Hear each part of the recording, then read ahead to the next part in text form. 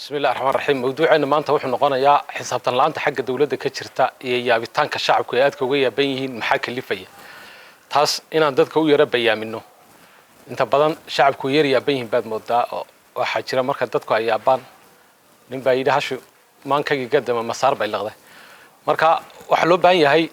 waxaan dadku ay ka yar yaaban yihiin in yar loo yar iftiimiyo xisaabtan la'aanta iyo dhaliilaha nidaamka dawliga ka jira waxyaabaha kalifaya jantar rogantan iyo waxyaabahan waxa keenaya marka inaan dib wax ugu yara noqono nidaamkan dawliga maanta jira waa noocee qaab dhismeedkiisa inaan wax ka yar sheegno oo aan eegno sababaha kalifayeen la isla xisaabtamin waxay xudunta ku hayso dawladdan maanta jirta waxay ka kooban tahay saddex qaybood oo dawladda federaalku ay isku soo dareen markii isbedelku dhacay oo si kadis Cabdiile uu ku dhacay oo aan qorshaysnayn oo Cabdiile run ahaantii waan ka sheekayn doonaa waxyaabo fara badan laakiin imaka taa inaan ku sii dheeraado ma jecli marka arrimahaas si kadis u dhaceen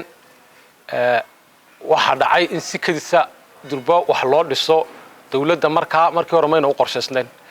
nidaamka dawladda federaalku wuxuu ahaa in nidaamka ilka case uu xukunka sii wado laakiin waxa nidaamka dhexda ka kala jabiyay ee burburiyay waxay ahayd kooxdii SSL la baxday ee xidhnayd ee soo baxday isla gurigan aan fadhinay intaan ku shirnay baan dhabarka ka jabinay anaga kalifnay marka taas wuxuu keenay in haddaba nidaam degdeg la dhiso dawladda federaalku marka waxa isku soo dartay saddex qolo waxay ahayd ururkii la oran jiray Siraaj oo meelaha Nairobi iyo meelaha lagu sameeyay qolana waxay ahayd qolo qurba jooga qolana waxay ahayd qolyaha iyagii SSL ahaa ee iskaga gabanayay Addis Ababa muddada dheer iskaga rafaadsanaa ee wadankan u soo dagaalamay aad kugu soo rafaaday saddexdii qolo markii halka wada yimaadeen mixnado fara badan baa dhacay marka qolay damacday inuu ku tukato marka oo madaxa ka gurto waxa dhacay markii la damcay nidaamkii la dhiso qoladii qurba joogta sharciga Itoobiya sidoo dhigayo waxa lagu yiri markii la wada magacaabay meeshii Britain uu noqday waxa la yidhi in ka sharciga Itoobiya idin ma ogola marka waa nidaamka ay ka baxaan baa la yidhi waayahay qoladii marka la galay waxa lagu yidhi ninka waxa idin galay waa qolyahan SSL lagu yidhi oo qolyihii qurba joogtana waxay ka shaqaysteen qolyihii SSL iyaguna garaaceen oo dacweeyeen marka qolyihii SSL dadkii ugu firfircoonaa ee ugu Itoobiyaansanaa ee nidaamkan maanta challenge garan kari lahaa dadkuna u soo istaagi lahaayeen waxay noqotay in la garaaco iyo systemka ay ka baxaan oo waxa la yidhi matqaana rag noocaas oo adag hadii meesha soo galaan waa khatar waxba la isu sheegay adigu hayti balafiya maxay waa kan iyo adigu libaxin baa meesha ka dhacday marka ragga meesha laga saaray marka waxa isu soo haray nimankii qurba joogta iyo ururkii la oran jiray Siraaj ayaa marka ay doodii dhex martay nimanka qurba joogta maadaama ay xoog badnaayeen iyo qolyihii Siraaj ka soo hadhay iyagu laftoodu qurba joog iska ahaa waxay noqotay dawladdii in la dhiso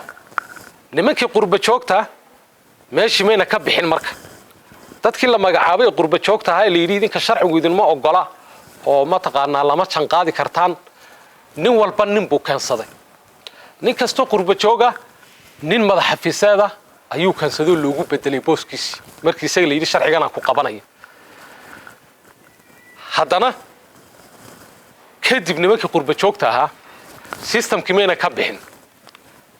waxay noqdeen la taliyayaal bay noqdeen dawladdii daba fadhiya oo la talinayo ama kaariye ka oo la talinayo oo wax ka jangoynayo oo kharrada dhigaya iyaga jeexayaba dhinac systemkii nin walba nin buu isku bedelo keensaday xagga kalena ama kaariyaal bay noqdeen maanta waxa jira ilaa dhowr boqol oo qof oo qurba jooga oo ama kaariya jira miisaaniyadda ugu badan ba halkaas ku baxda miisaaniyadda bisha ku baxda dhowr ceel bay inoo qodi lahayd xarumo caafimaad way inoo samayn lahayd that means kama dhigna marka sida la yahay in qurba joogta ayna muwaadiniin ahayn way yihiin dad fara badan oo qurba jooga oo sharfan oo iyagoo dibadda jooga dagaalamayay iyagoo halka yimaadana dagaalamayay way jiraan laakiin kuwaas systemka badankoodu kuma jiraan nimankii waxa dhacay marka qolyihii Siraajna iyaguna dadkoodii bay listaan kuwa qurba joogta la diideen iyaguna qaar bay kansadeen nidaamkan marka waxa la yiri isbedelka waxa lagu sameyn doonaa xisbiga marka la dhisayo ayaa la habeyn doonaa baa la yiri xisbigiina waxay noqotoon isla qurba joogtoon inay dadka haddana dhisato waxa la yiri kaminaaga shafalka damba lagu hagaajin doona kiina waxay noqotoon maadaama la xisaabtami kareynin oo awoodda cidda meesha fadhida waxa ku xog badan kuwan qurba joogto leed gareynaya waxay noqotay haddana kaminaageena inuu sidii u noqdoon marka nidaamka meesha dadku ka jahwareersan yahay dadkan systemkan maanta dhisan cidda xukunta cidda magacowdayba ma bahaba cid ka dambaysa oo xagga damba fadhida weeyaan cidda la xisaabtami karta madaxabsadku reportka ciduu u geynayo waa cidii magacowday ee booska uga baxday isaga ee soo gelisay haddana waa amakaariga daba fadhiya ee ma taqaanaa uu ku cabanayo caawa markaa ninka madaxabsadka hadii dhibaato sameeyay leeyahay la gilgilo ciduu ku cabanayo waayo waa ninkii keenawn ninkii qurba joogta keenawn buu ku cabanayaa kii un baadetana cid la hadlaya cid kale oo ninkii waa sideed ninka faraha laga qaado bas faraha laga qaadaya marka meesha dawladdu ay ka regaadsan tahay ay ka dhaqaaqi laadahay ay waxba ka qabsoomi laayihiin systemkan dadka isu tagay ee noocaas ah weeyaan marka systemkan cidii xukumi lahayd ciidan inoo muuqata ma aha cid aynaan arig oo ka dambaysa ayaa jooga oo buurta fadhida oo ku haraaraysan dadkan mas'uuliyiinta ee kale marka mas'uuliyadda maantu waa mid janta rogana mid shakhsi iyo laba midna ka go'da ma aha marka sida leeyahay shakhsi iyo laba kama go'do caadi ahaan in xisbi ka go'day ahayd oo la tashado laakiin xisbiga laftiisii yaa kansaday qurba joog baa kansatay kaminaga yaa kansaday qurba joog baa kansatay baartiga golaha dhexe ilaa gudi fulin waa qurba joog weeyaan wax alla waxa la taliya waa qurba joog weeyaan marka nidaamkan wuxuu u qufulan yahay nidaam qurba joog ayuu u qufulan yahay wax shacabku ay gacanta ku hayaan maaha marka adeeg xumi markaad aragtaan adeeg xumidiina la sixin boqol jeer baa qiimeyn la galaa waxa jira kan baa jira shacabka sababta dhig loogu dhigi laayahay dadkan ay ku cabanayaan ma ahaba dadka wuxuu qaban kara weligiin ba dhawaaqa dadkan ba ma aha dadka aynu ku cabanayno dadkan ma aha qof walba qof baa ka dambeeya xafiis walba nin baa keensaday inta waxa ka baxsan waxa weeyaan qof way jiraan qurba joogta inay keensanin kuwaasina maadaama kuwan kale waxba laga qabanin wixii uu isku wada lifaaqan yahay marka dhibkii inuu soconayaad moodaa ilaa iyo inta doorashada ka hadhay ee nidaam kale oo la isla kula xisaabtami karo iyo shuruuc ay ka imanaysa meesha marka qaynuunkanina xukuma iyo waxaan la cabaadayno meeshuu salka ku hayo dadkan ka soo jeeday kow dadkii wadankan dhibaatadu u soo gaadhay rafaadka u soo galay biyaha ku dhex cabayay ee ku rafaadsanaa ee lagu soo xidhay waxba kama aha maanta systemka inta kale soo raacda waa isla dad qurba joog ah oo iyagu hay'ada ka shaqeeya wadanka dhexdiisa qurba joog ku ah waxaad arkaysaa nin 15 sano hooyadii aan arag oo ama dhagax buur degan ama qabri dahar degan ama godi degan ama meel kale degan oo maanta markii aniga jeelka liiga soo daayay isku kol oo aan leenahay alla war wadankii ciidaydii hooyo waa oo hadan halkan jigjiga jooga ama Addis Ababa jooga oo $12,000 halka ku qaadanayay oo weligii wadankan dhagax kor ugu tuurin waxa kale kuwan soo raacana waa kuwa waxay soo mid markaa dad aan lahaansho lahayn overall dad wadanka ka maqnaa oo waxba ka garanaynin iyo kuwa kale iyaga wadanka dhexdiisa jooga hadana wadanka ka maqnaa oo muwaadiniin ahayn oo wax alla wax wadanka ka quseeyo una jirin waxa jira dadka imika balo furso maanta systemka kuula jira badankiisa waa dad wadanku markuu yar hagaago ee la yiraahdo wadanka uu fiicnaadana intay soo ordaan bay imanayaan markaas ninkii hore soo joogay xaagada biyaha ku qabsanay xabada litirka marka inuu kugu dilin waa inaad hoo tiraahdo marka uu dhib yar dhacana hadii la isirgilgilo caawa garab casi wax la isaga yeero ama goofyada cas magaalada lagu soo radaayo halkan wajaalay ka wada ordayaan imika markaas oranayaan meeshu meel ma aha wadanku wadan ma aha meeshu magaalo ma aha markaana saasay oranayaan uma adkaysanayaan dhamaan imika haday bad yara qooqdo subaxa dambe dadkan imika ka calaacalayna inuu wareeriyay subaxa dambe ma arkayna meel ay ka baxeen dhamaan systemkan markaa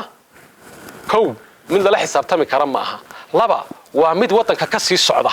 oo wadanka sii boobaya waa garab rarato waa dad meel u socdo oo tigidha ay ugu wada jiraan jeebadaha bal wada fiirsada waxay ku oran bal dadkan xukuumadeed hal nin oo caruurtiisa ay la joogto ma joogo qaar Nairobi joogan qaar South Africa joogan qaar dibadaha kale joogan haddana wadankii way caayaan lacagtiisina wajaalay ka dirayaan haddana way caayaan wadankii waa cay laakiin lacagtiisa uu baahan yihiin marka dadkan haysta waxa weeyaan runtii markaan xaqiiqda ka hadalno muwaadiniin ma aha haddaad damacdo inaad wax yar ka saxdo waagii dhow markii isbedelku dhacay dad badan waa la khaldayoo waxa la yidhi qorshaha lagu shaqeeyo nidaam ha la sameeyo qofkii muwaadinka xafiisyada ku dhex jirayna wuu ku dhex wareeray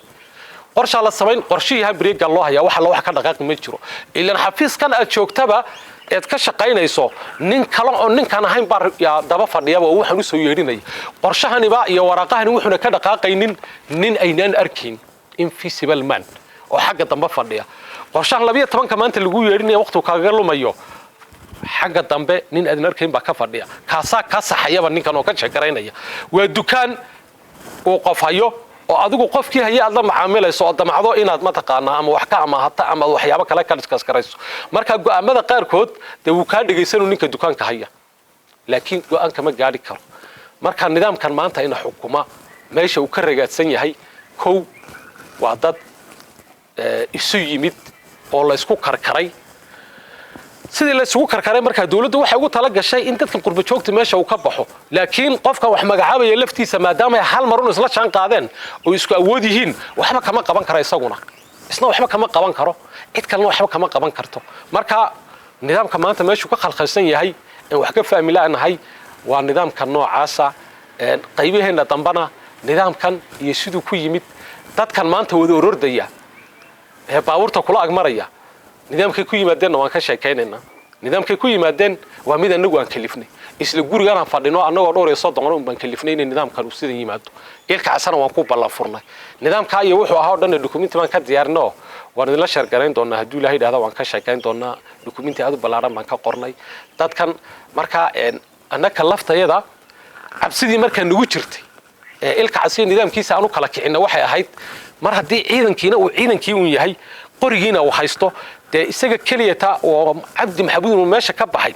isagii waxyaabo badan ha ballan qaado hana la soo hadlo xiriir hana la soo sameeyo laakiin amina daro armono intuu kursiga ku fadhiistoon inaga hadii layna magacaabo ama meel layna geeyo nidaamkeena waxba iska bedelin waxba ma soo kordhin marka cabsi waxana gashay ma taqaana nimanku armo dictatornimadii iyo dhibkii armo halkii uu ka sii socdaan marka taan insha Allah ta'ala waan ka sheekayn doonaa mawduucan halkaas aan kaga baxaya